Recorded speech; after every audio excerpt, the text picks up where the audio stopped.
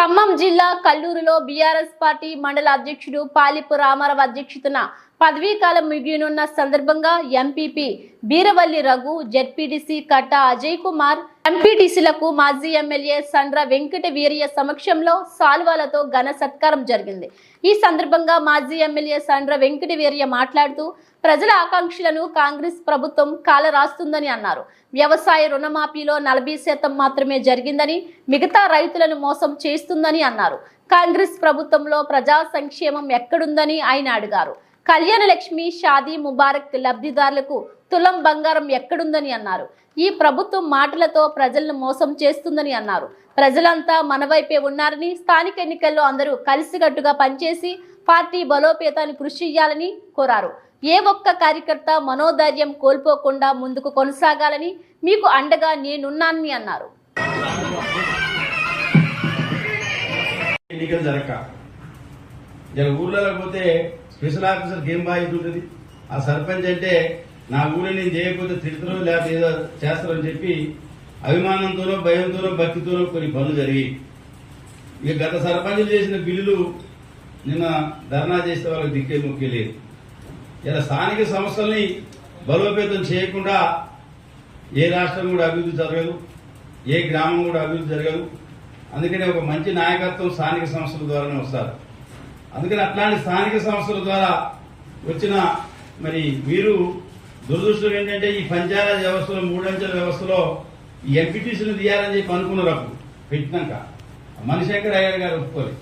ఇది రాజీవ్ గాంధీ గారు ఆత్మ ఘోషిస్తుంది, మీరు తీస్తని చెప్పి పార్లమెంట్ లో కాంగ్రెస్ బిల్లు పెట్టాలంటే అప్పుడు అడ్డుకుంటే అది ఆగిపోయింది. పదవి ఉంది కానీ దానికి నిధులు లేవు, బాధ్యతలు లేవు. అందుకే మనమన్నా తలా 10 లక్షల రూపాయలు ఎంపీటీసీల సింగరేణి ఫండ్స్ ఇచ్చింది మన కాన్ఫరెన్స్ లో. ఎంపీటీసీని గౌరవించాలని మన పదవి ఉంటుంది కానీ మండలానికి ఎప్పుడు వస్తాయో ఏం జరుగుతుందో తెలియదు. 2-3 లక్షలు వస్తే పంచితే 5,000 కూడా రావు ఎంపీటీసీలకి. జెడ్పీటీసీలు కూడా జిల్లా పరిషత్తులో వచ్చిన నిధుల్ని కొంత ఇవ్వటం తప్ప ప్రత్యేకంగా స్థానిక సంస్థల నిధుల మీద కొంత దృష్టి జరగలే. ఇంకా మరి ఎన్నికలు లేట్ అయితే, ఎందుకంటే మేము బీసీ రిజర్వేషన్లు చేసిన తర్వాత ఎన్నికలు పెడతామని ప్రభుత్వం చెప్పింది. ఆ మాట చెప్పగానే వాళ్ళు మళ్ళీ సాయంత్రం ప్రెస్ మీట్ పెట్టి మన మీద విమర్శిస్తారు. కానీ ఇది నగ్న సత్యం. ఊర్లలో ఎందుకంటే ఊర్లలోకి పోతే రైతులకు ఏ రకంగా జరిగింది, ఎట్లా అనుభవంలో ఉన్నదో వాళ్ళ సందర్భం కనబడుతుంది. మనం కళ్యాణ లక్ష్మి పెట్టి షాదీ ముబారక్ పథకం కింద చీరలు ఇచ్చింది ఇంటింటికి దేని వాళ్ళు తులం బంగారం అన్నారు. మరి పెళ్లిళ్ళు కాలేదా? కాంగ్రెస్ ప్రభుత్వం వచ్చినాక పెళ్లిళ్ళు కాలేదా? మనం ఎన్ని పెళ్లిళ్ళు అయిపోలే. మరి తులం బంగారం ఎడిపోయింది. ఆ రోజు చెప్పారు మీరు భూమి లేని వాళ్ళకి ఏం చేయాలి, రైతుల చుట్టే తిరుగుతుంది ఈ ప్రభుత్వం అన్నారు. మరి అలా భూమి లేని నిరుపేదలకు ఈ ప్రభుత్వం 15,000 ఇస్తున్నారు, కౌలు రైతులకు ఇస్తున్నారు. లాస్ట్కి ఇలా రైతు బంధు ఎత్తేసి ఆ డబ్బులతో రుణమాఫీ చేసింది తప్ప వాళ్ళు కొత్తగా చేయలే. ఇలా ముసలోళ్ళ పెన్షన్ 2 నెలలు దాటింది. ఇది అవునా కాదా మన మాజీ సర్పంచులు కానీ ఎంపీటీసీలు చెప్పాలి. 2 నెలలు దాటింది అంతేనా పెన్షన్ సర్పంచ్ గారు? ఇంతవరకు వాళ్ళకి 4,000 కోట్లు, ఈ 8,000 కోట్లు, 4,000 అవే ఆపేసింది తప్ప అదనంగా మేము వాళ్ళు సాధించింది లేదు. ఈ 2 కాదు, కళ్యాణ లక్ష్మి గురించి చెప్పినాం, అది ఏ రకంగా జరుగుతుందో, భూమి లేని పేదల గురించి చెప్పినాం. వాళ్ళు కూడా అధికారంలోకి వచ్చి ఇప్పుడు 8 నెలలు దాటుతుంది. వాళ్ళు కూడా ఈ రుణమాఫీ చుట్టే రాష్ట్రాన్ని తిప్పుతున్నారు తప్ప భూమి లేని నిరుపేదల మీద మాట్లాడలా, ఇచ్చిన హామీల గురించి మాట్లాడలా.